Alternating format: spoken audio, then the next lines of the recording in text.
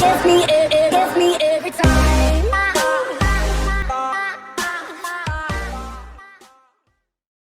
Hey everyone, this is David from Stat Freaks. Welcome to another exciting episode of Quick Insights. Now this tutorial is available as a walkthrough on the website, but today we're going to actually create the video of us using or actioning this tutorial.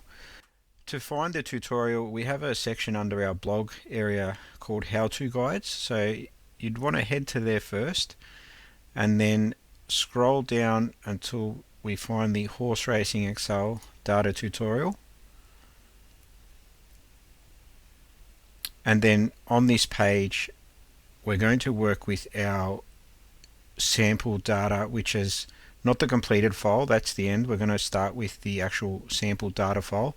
Now this sample data file is available for each upcoming race for members, and also Wednesday to Sunday we have a free file, and it's basically the Excel file that's available here for each race, or the combined data file, which is also available for all the races combined in one file for convenience. So we're working with something a little bit older, which is a Doomben file from another date, but it's essentially the same thing. So let's get started.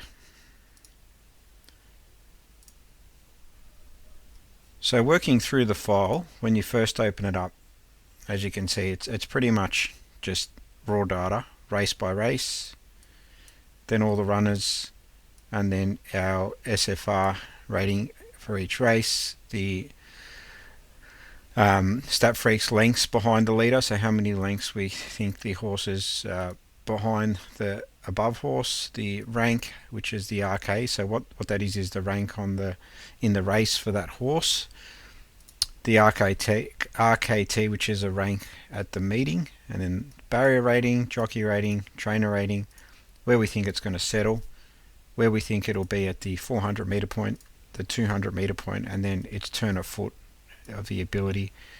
We've then got field quality, data quality for that race, what we think the speed is, and then commentary for each runner. Now, what we'll start off with, the first thing we focus on is cloning pretty much a tab, how to copy this worksheet if I wanted to make some changes. So what we can do, Excel's quite good like that, we can just simply right click down here with your mouse, and we want to move or copy, and because we want to create a copy of the existing one, we want to tick this box here, create copy, and then we click OK, and then that will go ahead and make a copy. See down here it's put the number 2, and now if you double click on that area, we can give that a second name, so we might call that Doomben, and that's pretty much it. We've got everything on a separate sheet to work with, so we're not going to impact the original one, which was sheet 1. We're going to work with our copy, and that way if we do make some changes and we ever want to go back to what the original data was, we have that available on a separate sheet. Now the first thing I like to do when working in Excel is I like to click up here, which is the arrow pointing down to the bottom right hand corner, and what that does is it simply highlights everything, and then what I can do from there is if I head over to this format and then I auto fit column width, that'll adjust everything nicely so there's no text cut off and everything fits perfectly within my screen and what's available. If you had a larger screen, or there was a larger name, like a longer track name like Sandown Park, Hillside or Lakeside, it'll automatically adjust that column width, which is great to work with, and it's quite easy. So that's how we automatically format the columns, and it's a big time saver. I don't have to do everything manually. And then moving on to the next part, so we've cloned a tab, we're working on the modified. As you can see, the original is the original. Going to this one now, it's all tightened up, which is great. I then want to sort the data column, and what this allows me to do is pretty much I can sort all the columns in this worksheet fairly quickly. So one of the things might be that you would like to see, well, show me all the horses that are going to lead for today, just in general, across the entire meeting. And then it's to do that fairly quickly, what I like to do is if I wanted to sort it, I would click up on the Data tab here in Excel, and then there's a sort function here.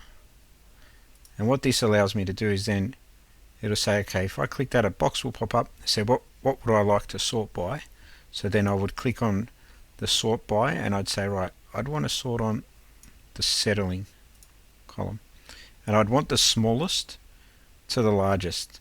And with all the data of these ranks, basically the smallest value is in the settling column means it's going to be settled up near the speed or leading, and then the rest of them is what we rank them. So if something's ranked 1, that means it's the highest rank or the best runner in the race because we've ranked it first.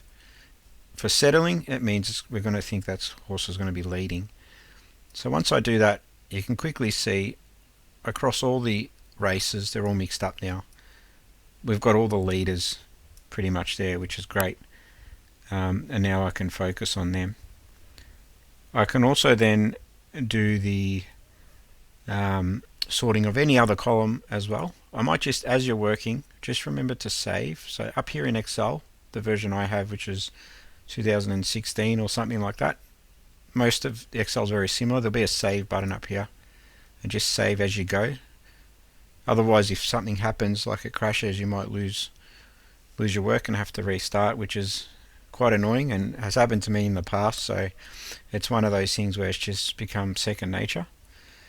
And so moving on, I've sorted now by the settling position, and then the other option is I might want to actually then say, well, now that I've sorted everything, I also want to look at the turn of foot, which is the TOF, and I only want to look at the leaders that have a strong ability or will be leading and then have a strong turn of foot as well, so they can accelerate fairly quickly.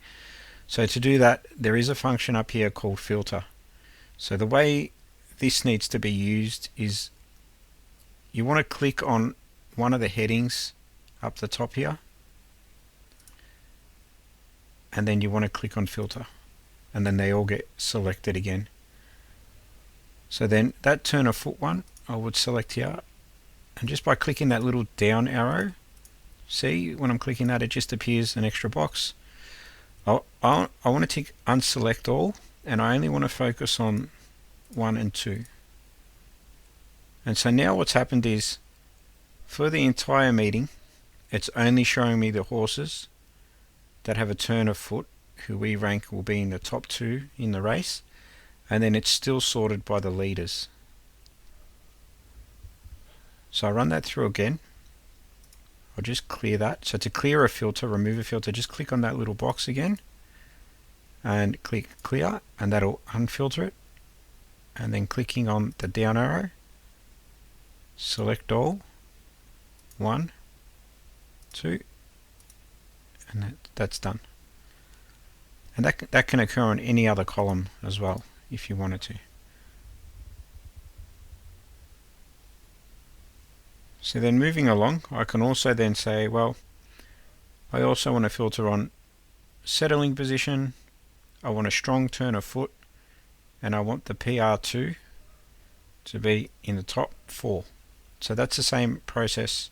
I click on that PR2 column here, untick, select all, and I went 1, 2, 3, 4. And it's narrowing down my selections for the day. So now I can go through all the columns if I wanted to, so I can do the same process. Now as you filter down, you can see a lot of the columns start to remove numbers which are not available corresponding to the other filters. So as you're filtering down, you'll notice the list gets smaller and smaller because it only cascades and filters down what's available. So for the PR4, I will select 1 to 4, And then for the turn of foot, which we've done 1 to 2. Settling position, I only want in the top 4. And then I want the trainer rating, which is here in the top 4. And then the jockey rating. So I'm basically going through, unticking everything. And I'm really only dealing with the last one's a rank in the race, ranked in the top 4. And I get down to 3 selections. And there you go. I've quickly filtered down that file. And I can see that, these horses that profile fairly strong for these races based on that criteria. So I do recommend, when you're filtering through these files and you find your selections, I always do a bit of extra homework. I go look at each runner. I'll go check a form guide website or something like that, and go through and see where it is in its spell, where it's first up. Even though a lot of the data factors that in, there's also a lot of things that extra insights you can also gain from the live market, which is actually occurring on the day as well. Whether it's drifting in price that's come in, other horses which may have been a danger, might have been scratched. So it's all fairly important to stay on top of your homework when narrowing down selections. So that's how we filter, basically. And I'm down to those 3 with that criteria. So that's the filtering function. So the next one, what I'll do is I'll go back and clone that original tab again. And I've created another copy of the original. So I've got my original here. I've got the one we just did. Now I've got a third one. And I'm going to call that, let's just say COND, COND for conditional formatting. And we're going to run through conditional formatting. So what conditional formatting is, it'll highlight colors and changes, colors in different shades or fonts based off the data that's in the cell. So what we're going to do today is we're going to color code everything that is a 1 in all the rank columns. I want to see that green, so it's fairly prominent, and I can see which horses are ranked strong for certain variables. So the way to do that is, we can see all the ranks are in columns. If I exclude H and I, which is the rank in the race and the rank on the day, if I look at J, which is the barrier to the turn of foot, you basically want to click on the top J and it highlights everything. You want to hold Shift on your keyboard at the same time, and then go all the way across the P, and you want to click on the P and release the Shift button, and that'll highlight everything. So I'll run through that again.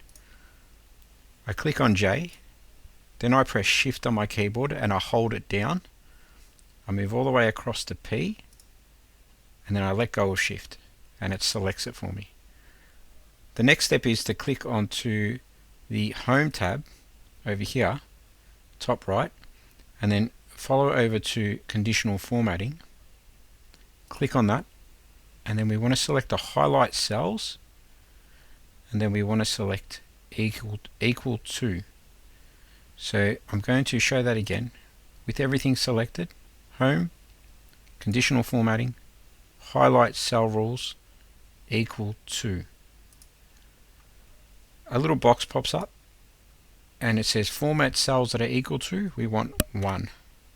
So any cell that's got the number 1 in it, I don't want to highlight it red. I want to go into the list and I want to say I want to green fill it with dark text.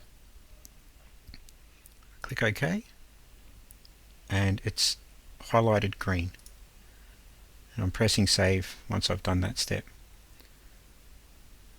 So that's how we conditional format everything green. Now what we're going to do is I want to highlight the ones that are yellow. Sorry, I want to highlight the ones that are ranked between 2 and 3 in yellow. So what I will do there is I will then go to the equals to for each one and follow that same process. So there's 2 options here. In the original tutorial, I said you could do the equals one type in 2, but what a more efficient way is, once again, clicking on J, holding Shift P, clicking on P, go to the highlight cell rules and use the between function, and we can say anything between 2 and 3 we want to highlight yellow, and that'll give me that combination there. So I'll show that again. If you ever want to go back because you've made a mistake, you can press the buttons Control Z on your keyboard, or up here there's a little function, and if you click on that arrow, it goes back a step and back a step further. To go forward, again, you can click on the forward arrow and it'll complete the last step, and there's the yellow. So I'll just go through that yellow step one more time, which is highlighting everything 2 and 3. It's make sure everything's selected, so clicking on J, holding Shift P, highlight cell rules between 2 and 3, and yellow fill, and we're done. So that's how we do that step there, which has now highlighted everything yellow and green. So why I do this is because it allows me to identify certain runners that have a strong profile across all the variables. So for example, if I switch back on my filter and I look at only horses that are rated 1 and 2 in each race, I can start to see horses where there may be a lot of green, a lot of ones. It's going to lead, it's going to be in the right positions, it's got a strong jockey. I can see this horse here has a strong jockey, trainer, settling, it's going to settle well. So it helps profile fairly quickly those kind of things. So I'll just clear that filter. You can even do it by scrolling down and picking up horses that may be ranked slightly higher but of some value where they look strong. So that's why it is important to help sort of those things, and it also it just, for me visually, it just allows me to, as I said, to do the quick scan as well. So keep that in mind. That's a very powerful tool. That's called Conditional Formatting, and it can be found under the Home tab under this section here. So moving on, we're going to look at how do I create my own formula using the data that's in here. So what we'll do is over here where it says W, so I'll just turn off the filter for a moment by clicking the filter again on the data tab. Click on W and type in the title rating, and I'm going to make my own rating based off a few things. So what I'm going to do is I'm going to say, okay, for this horse up here, Pizzoni, I'm going to give it, I want to use only certain variables, which is made up of the rank and where it's going to settle. So the rank being number 1, and then the settling being there. And what I'd like to do is I want to add them together to get the two values summed together. So to do that, we click in the column W, cell 2, which is here. Press equals on your keyboard, and then as you press the equals, you'd see a little equal sign appears up here. You then want to go across to Pizzoni and look at column H, rank 1. You want to click on that number 1, and you can see here it's put H2, and then you want to then plus it together with the settling column. So like you do on a calculator, basically you press plus on your keyboard. Now to find the plus button, there's two ways. On my keyboard to the far right near the number pad, I've got a plus button. I can press it there, or if I hold shift on my keyboard just above the equal sign near the number pad at the top where all the letters are, after the 0, it should be the second key after that, and I can press plus there as well while holding shift. Then I want to click on the settling column 2, and you can see there it's done H2, which is the rank of that horse, plus the M2, which is the settling position of horse, and if I press enter, I can see it's added them together. So I've got 1 plus 2, and then it's automatically done a 3, which is great. Now, if I wanted to then automatically do that for all the other horses below, I don't want to type in each column. It'll take too long. So what I can do is, if I click on the first cell here with my mouse, and then I simply scroll down using the scroll bar to the very last horse. Now before I click on the last cell, I want to hold shift and I want to click in that last cell, and it highlights everything. And you want to press on your keyboard Control D, and that'll fill them automatically. So I'll run through that last step again. I'll go back. So you've created your formula. H2 plus M2 is 3 for the first horse. Scroll down to the last horse while having that first box selected. Scroll down. So don't press down on your keyboard, because if you press down on your keyboard, it's going to move it. We don't want to move it. We want to lock it. So we just want to keep it on that one. So you want to use this scroll bar on the side. Scroll down.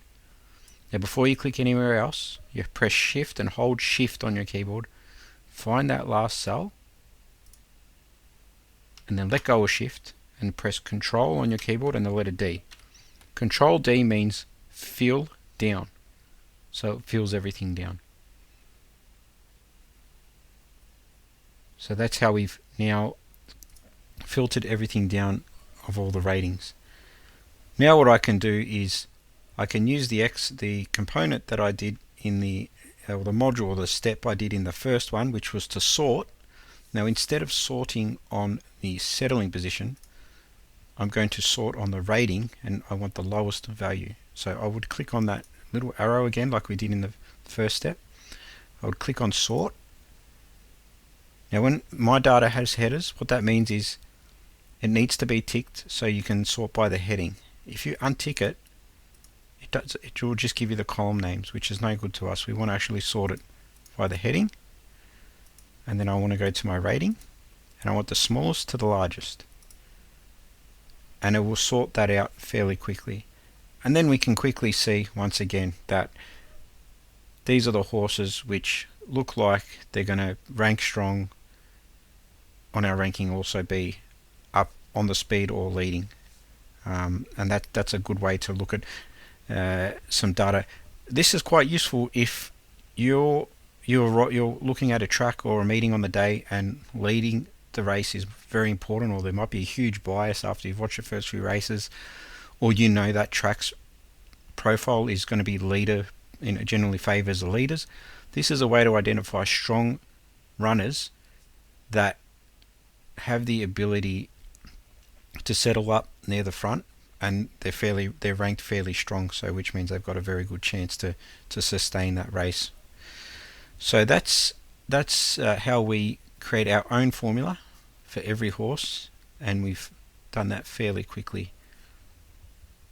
And that's called custom formulas in Excel, a real basic one, but it's as you can see, it's fairly useful. So what we can do now is to add another column here. We can put in a finishing position, FP, and a price. And what this allows us to do is, at the end of the day, if we've used this Excel file as our template, we can then go through and complete the file as the day goes on. So we could say, okay, this horse here, we had this one and that one, and then this one was a place, this one was a place, this one unplaced, etc. And we're just pretty much moving down the list. And as I type them in and press enter, they basically goes down to the next one. So I might just stop there, and then I can punch in some prices for the winners. How about that? Might be $3.40. That might be $3.30. That there, $4.20. And this one here, $2.70. And if I wanted to say, right, well, I want to actually see the dollar signs, you can click on the column Y at the top here, just like that, and it selects everything, and then basically click on the home tab, and then over here there's a $sign. Just click on it and that'll provide a $sign, and then I can do some conditional formatting on the finishing position. So I can go back to the conditional formatting with highlighting X like we did before, highlight, and then I'm going to say it was equal to, and if I just type in win green, and then I'll do the same for place. So it's no brackets, it's just the word yellow, and then unplace, I can say it was red for UP. Cool. So then what's happened now is I've got my finishing positions, I've got my prices as I've finished up the day, then I've gone through and I can track it that way. So just remember to save as you go, and focus on saving time by using these available tools in Excel. There's thousands of things to do in Excel, but we've tried to just keep it simple for the first Excel tutorial. Remember to check out the web page where we have the tutorial, which is basically step by step here. If you need to go through and review each step, we've got that covered in here. We've also got available the data file we worked with on the day, but these exact same files are available for each meeting here on the day, and it's, as I said, it's extremely useful to use the all day, which has all the Excel files combined. You can filter through most runners fairly quickly across multiple meetings, and then the completed tutorial file, which is the one I've basically worked on today, which has got the completed steps, so you can review that as well. So thanks for listening. Hope you enjoyed today's tutorial, and tune in next time for another exciting episode of Quick Insights. And don't forget to sign up to statfreaks.com.au. With our free membership, you do have access to a free data file daily from Wednesday till Sunday for horse racing, and it allows you to do the exact same filtering and conditional formatting and formulas as we've done today.